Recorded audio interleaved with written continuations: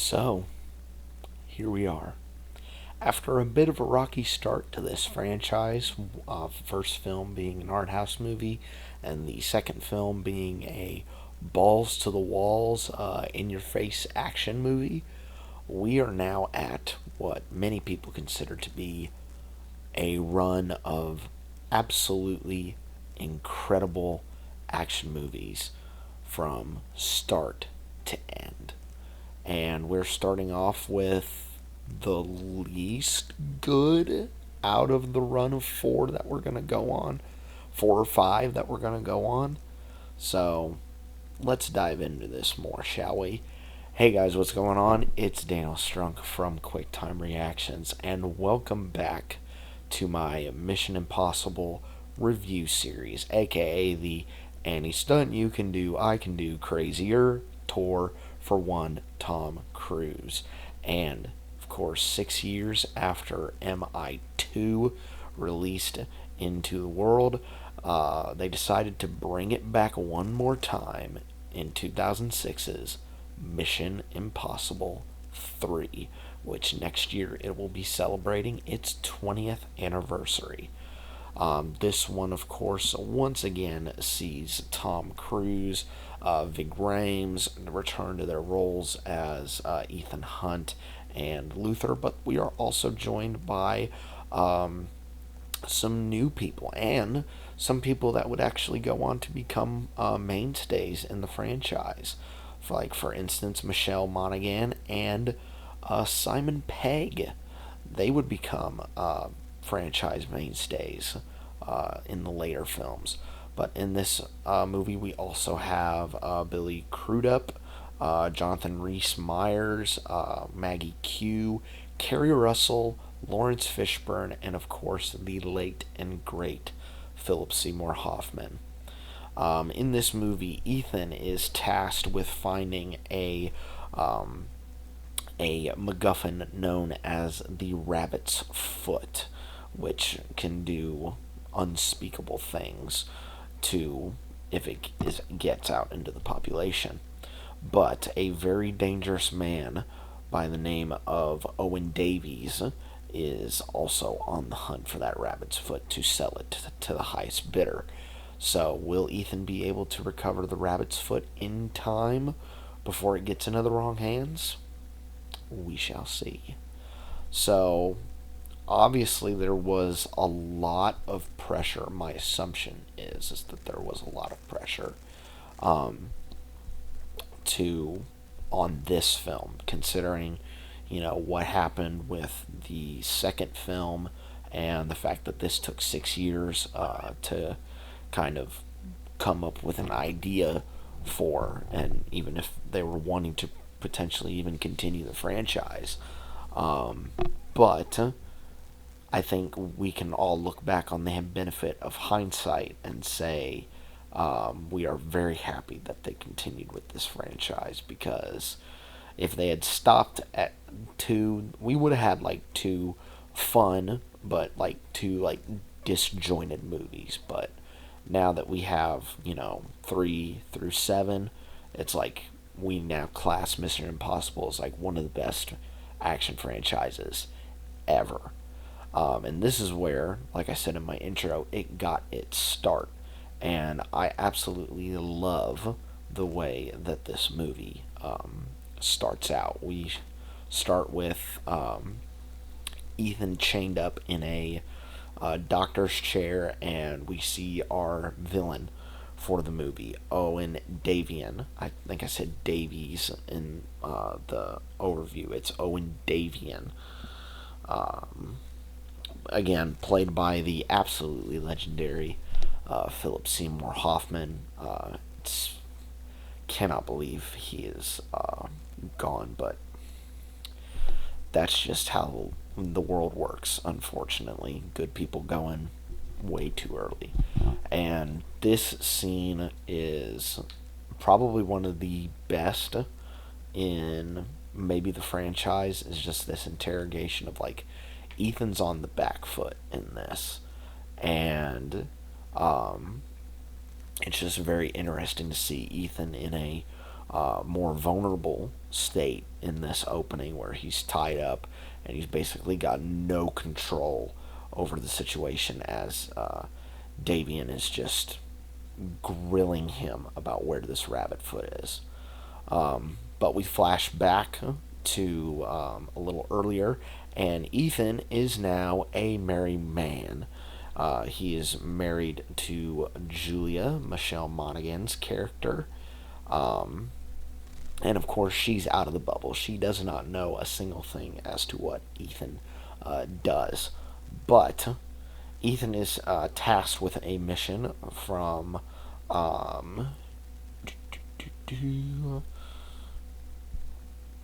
Let me see here. Declan, Jonathan Rhys Myers' character. Oh, that's not Declan. Oh, goodness gracious. Musgrave, Billy Crudup's character. There we go. Tasked by Musgrave to go and rescue an agent out in the field who is captured. They end up doing that, but she has a explosive in her head, which goes off and ends up killing her. They are then, of course, tasked with finding Davian and basically trying to get from him where the rabbit's foot is. But, and I love the scene in the airplane where Davian is just, he's not phased. He's just like, what's your name? Because I'm going to know your name one way or another, either from you or going to get it from your wife, your girlfriend, your best friend, whatever. I'm going to get it from them, and I'm going to find whoever you hold near and dear, and I'm going to kill him. And then I'm going to kill you. And he's just so cold and calculated, is Davian. And I think, like, right now, he's probably the best villain in my rewatching of these so far. He's the best villain by far. The stunts in this are really, really cool. A lot of car chases and a lot of explosions in this. The bridge scene when they're in the convoy escorting Davian through, and then Ethan reads out Lindsay's message about, all the stuff that's going on in IMF, and then all the explosions happen and Davian escapes. That was really, really well shot. And all of the stuff involving cars and explosions in this was really, really well done. The fight stuff and the gun stuff, maybe a touch too much shaky cam, but this is also 2006. I can't fault them too much on that, because that was probably the standard of action at the time, so I can't get too mad about that. But yeah, action was really well helmed in this. My favorite stunt is probably the one that everyone remembers from this, is when Ethan jumps off of the building and basically, does he basically draws it out on the window, and basically it acts like a fulcrum, and he swings and then lands on the roof of the other building, which, yes, was done with CG, but I remember watching a Quarter Crew video where they were talking about the stunt work, and they had, I think, one of the stunt guys who worked on Mission Impossible 3, and Tom Cruise actually did the jump off of not as tall of a building, but at least like what make it look like the roof of that building, and he did that over and over and over again, and I think that's pretty cool.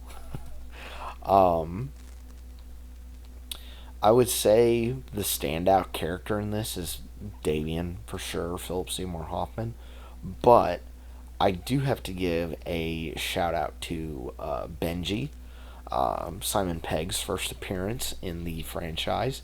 He doesn't get a lot of screen time, but he does maximize his minutes, especially when he and Ethan are talking over the phone. And it was like, oh, great, I've helped out an enemy of the state. Fantastic. Thank you very much. I'm going to spend the rest of my life in a jail cell. Thank you very much for that. And just the way that Simon Pegg does that is absolutely incredible.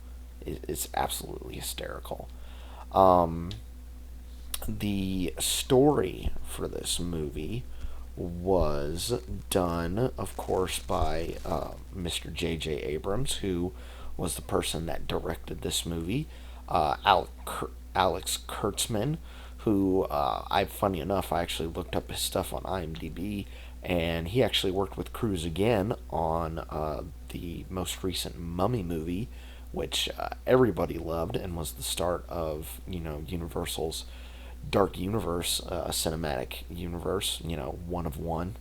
So just to show you how well that went. And then Roberto Orsi was the third person who wrote this script, and I think they did a really good job of making the connection between Julia and Ethan like really meaningful, because we as an audience member, we see all this like cute stuff that they do, and it's like, oh, like we want them to be together, and want them to have their happily ever after, and not, hopefully neither one of them ends up dead.